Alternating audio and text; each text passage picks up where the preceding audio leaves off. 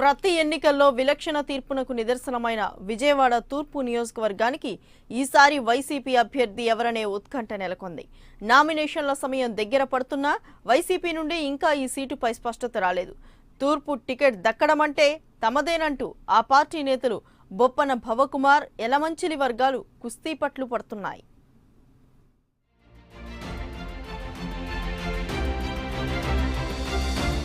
విజయవాడ తూర్పు నియోజకవర్గం రాజకీయాలకు పెట్టింది పేరు. రాజకీయ ఉద్దండులు ఈ నియోజకవర్గం నుంచే పోటీ చేశారు. అయితే వైసీపీలో మాత్రం మొన్నటి వరకు యలమంచిలి రవికి అధిష్టానం ఈ సీటు కేటాయిస్తుందని అందరూ భావించారు. ఇదే క్రమంలో యలమంచిలి కూడా ఎన్నికల ప్రచారం ప్రారంభించారు. మరోవైపు గతంలో ఈ నియోజకవర్గానికి సమన్వయకర్తగా ఉన్న బొప్పన భవకుమార్ అధిష్టానం ఈ సీటు తనకే కేటాయించారని, త్వరలో ప్రచారం కూడా మొదలు పెడతానని మీడియా సమక్షంలో ప్రకటనలు చేశారు. దీంతో ఈస్ట్ రాజకీయం మరింత వేడెక్కింది. వైఎస్ఆర్ పార్టీలో చేరిన కాడి నుంచి నేను కార్పొరేటర్గా ఈ ప్రాంతంలో ప్రతి విషయంలోనూ పార్టీకి నాకు అండదండగా ఉండి ప్రతి కార్యక్రమంలోనూ నేను ఇక్కడ ప్రతి పని చేసిన ప్రతి పనికి ఈ ఏరియా మొత్తం నాకు సపోర్ట్గా ఉంది.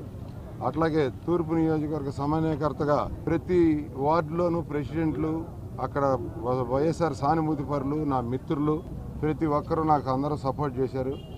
ఆ కారణంగానే మేము నిన్న వెళ్ళినప్పుడు మీకు డిసైడ్ చేస్తాము.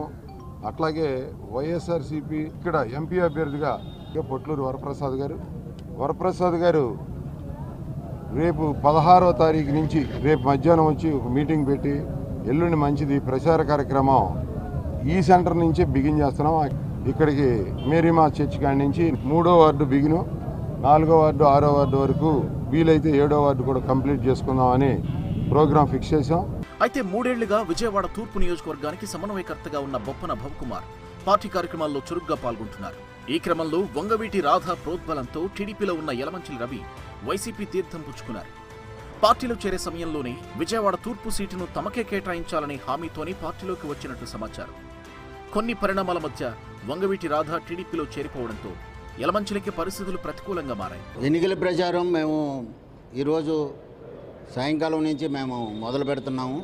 అదేవిధంగా జగన్మోహన్ రెడ్డి గారి పిలుపు మేరకు నవరత్నాలు ఇచ్చినవి అవి అందరి ప్రజల దృష్టికి తీసుకెళ్ళడం జరిగింది.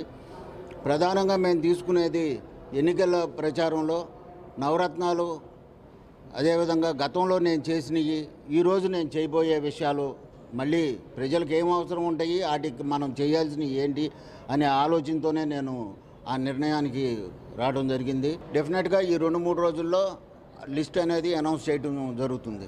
ఆ షెడ్యూల్ అనౌన్స్ అయిన 2 రోజుల్లో చెప్తానని చెప్పడం జరిగింది జగన్మోహన్ రెడ్డి గారు. లిస్ట్ అనేది పూర్తిగా ఖరారు చేసేశారు.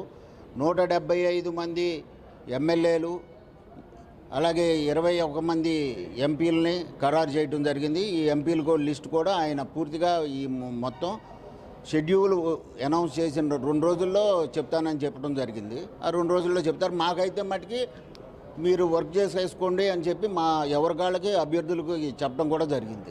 మరోవైపు విజయవాడ ఎంపీ సీటును పీవీపీకి ఇస్తే విజయవాడ పార్లమెంట్ పరిధిలోని కొన్ని సీట్లలో మార్పులు వచ్చే అవకాశం ఉంది. తాజాగా వైసీపీ తీర్థం పుచ్చుకున్న దాసరి జై రమేష్ ఎంపీగా పోటీ చేస్తే ప్రస్తుతం ఉన్న అసెంబ్లీ సీట్లలో ఎలాంటి మార్పులు ఉండకపోవచ్చని పార్టీ వర్గాలు భావిస్తున్నాయి.